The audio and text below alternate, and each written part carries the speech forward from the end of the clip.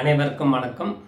Jaibala YouTube channel சார்பாக உங்கள் அன்புடன் வரவேற்கிறேன். ஜெய்பாலா ஜெய்பாலா ஜெய்பாலா. நமோ விநாய கணபதி நமோ கணபதி நமோ பிரமபதி நமஸ்தே ஸ்தலம்பதராய ஏகதந்தாய விக்னம் நாசினி சிவசுதாய ஸ்ரீ பரதம் மூர்த்தையே நமோ நம. வக்ரதுண்ட மகாகாய சூரியகோடி சமர்பிரபா நிர்விக்னம் குருமே தேவா சர்வகாரேஷு சர்வதா. இன்றைய தினம் விநாயகப் பெருமானுடைய உகர்ந்த மலர்கள் 21 மலர் என்னங்கிறத பார்ப்போம். 21 மலர்னால் நம்மளுக்கு என்னென்ன பலன் கிடைக்குது, 21 மலர் சாத்தி அந்த விநாயகருக்கு பூஜை செய்யும்போது நம்மளுக்கு எத்தகைய பலன் கிடைக்குதுங்கிறது பார்ப்போம். அது முன்னாடி நம்முடைய சேனலை சப்ஸ்கிரைப் பண்ணுங்கள், லைக் பண்ணுங்கள், கமெண்ட்ஸ் பண்ணுங்கள். இப்போ இந்த விநாயகருக்கு புன்னை மரத்திலிருந்து வரக்கூடிய இலை சொல்லும். என்ன சொல்கிறது, புன்னை நெல்லு மாரியம்மன் அப்படின்னு நல்ல பாட்டெல்லாம் நம்ம கேட்டிருக்கோம். அப்போ புன்னை மரத்துக்கு என்ன சக்தி, நிழல் கொடுத்தாலும் அங்கத்தில் இருக்கக்கூடிய குஷ்ட நோய் நிவர்த்தி ஆகும். அப்போ புன்னை இலை நம்மளுக்கு அவளுக்கு குஷ்ட நோய் வியாதி நிவர்த்தி பண்ணுது. மந்தாரை இலையில் நம்ம பிரசாதம்லாம் கோயிலில் வாங்கி சாப்பிடுவோம், தை இலை சொல்லுவோம். இப்போ அப்போ அந்த மந்தாரை இலையில் அந்த வச்சு விநாயகர் வழிபாடு செய்யும்போது நம்மளுக்கு ஆரோக்கியத்தை கொடுக்குது, ஜீரண சக்தி நல்லா கொடுக்கும். மகிழம் மலர் அப்படிங்கும்போது நல்ல மகிழ்ச்சி கொடுக்கும்.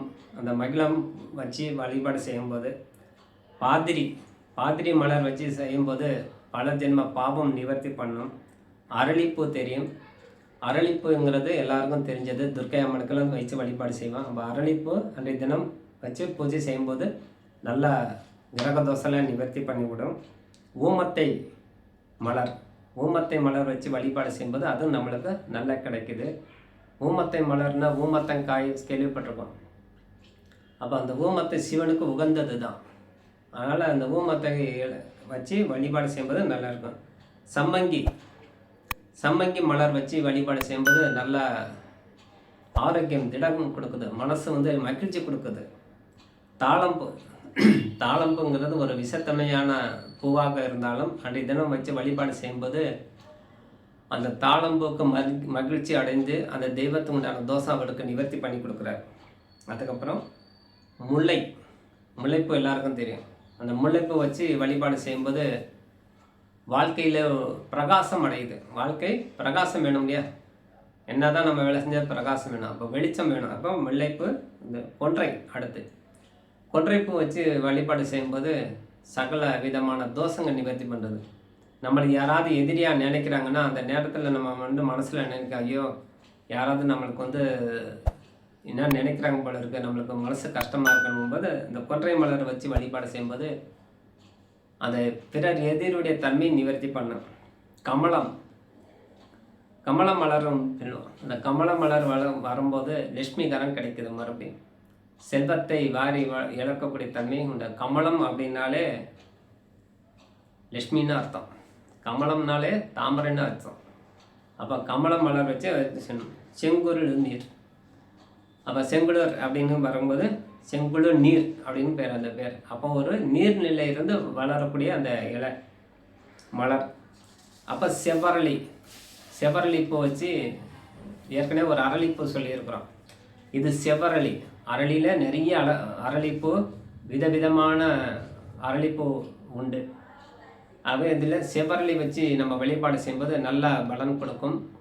அதனால் நம்மளுக்கு கிரகதோஷம்லாம் நிவர்த்தி பண்ணி பாவம்லாம் நிவர்த்தி பண்ணி கொடுக்குது. அப்புறம் செம்பக மலர் வச்சு வழிபாடு செய்யும்போது நம்மளுடைய முன்னோர்கள்னால ஏற்படக்கூடிய சாபங்கள்லேருந்து விடுதலை கொடுக்குது, அவங்க ஆத்மா சாந்தி அடைகிறதுக்கு வழி கொடுக்கும். வில்வம் வச்சு வழிபாடு செய்யும்போது வில்வத்துண்டான மலர், அப்போ அதுக்குண்டான வில்வம் இலை, வில்வ காயெல்லாம் நம்மளுக்கு எல்லாமே கொடுக்கும். வில்வ மரம்னாலே எல்லாமே கொடுக்கும். வில்வ பலகை வச்சு ஜெபம் பண்ணால் நல்லா இருக்கும். வில்வ காய் வச்சு சாப்பிட்டா ஒரு மருந்து, வில்வ இலை ஒரு மருந்து. அதனால் வில்வ இலை வச்சுருந்தேன். குருந்தை மலர் வச்சு வழிபாடு செய்யும்போது நல்லா சௌபாக்கியங்கள் கொடுக்கும். குருந்தைனாலும் தெரியும், அதான் நம்ம சின்ன வயசில் செஞ்சக்கூடிய தோஷம் நிவர்த்தி பண்ணும், அதுவும் சரியா. பவளமல்லினா நம்ம வாழ்க்கையுடைய பிரகாசம். படிப்பு நல்லா வரும், வாக்கு சொல்லு நல்லா உண்டாகும். வாக்கு தன்மை வரணும் இல்லையா, வாய் சொல்லு நல்லா இருக்கும்னு சொல்லணும் இல்லையா. அப்போ இந்த பவளமல்லி நான் சொல்லுவோம் இல்லையா, என்ன மாதிரி பேசுகிற பார், பவளம் மாதிரி இருக்குது முகம், தேஜஸ் அழகாக இருக்குது, கொட்டி கிடைக்குது அவங்கள்ட்ட, சரசரசனமாக பேசுகிறா அப்படிங்க. ஜாதி மல்லி அடுத்து, ஜாதி மல்லி வரும்போது நல்லா பலம் கொடுக்கும். அது நம்மளுக்கு ஏற்படக்கூடிய விஷத்தன்மை நிவர்த்தி பண்ணிவிடும்.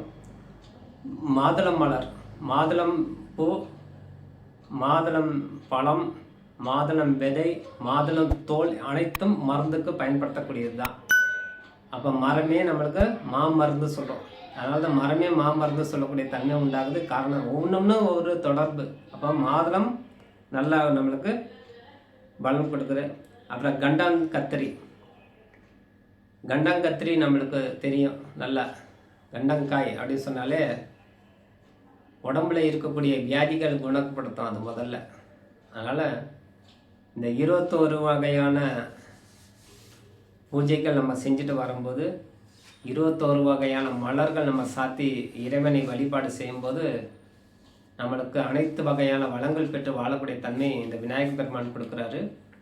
இந்த வீடியோ உங்களுக்கு பிடிச்சிருந்தா லைக் பண்ணுங்கள், கமெண்ட்ஸ் பண்ணுங்கள், அது இல்லாமல் சப்ஸ்கிரைப் பண்ணுங்கள். உங்களுடைய கருத்துக்கள் கண்டிப்பாக பதிவிடுங்க சொல்லி விடைபெறுகிறேன். நன்றி, வணக்கம். ஜெய்பாலா, ஜெய்பாலா, ஜெய்பாலா. வாழ்க வளமுடன்.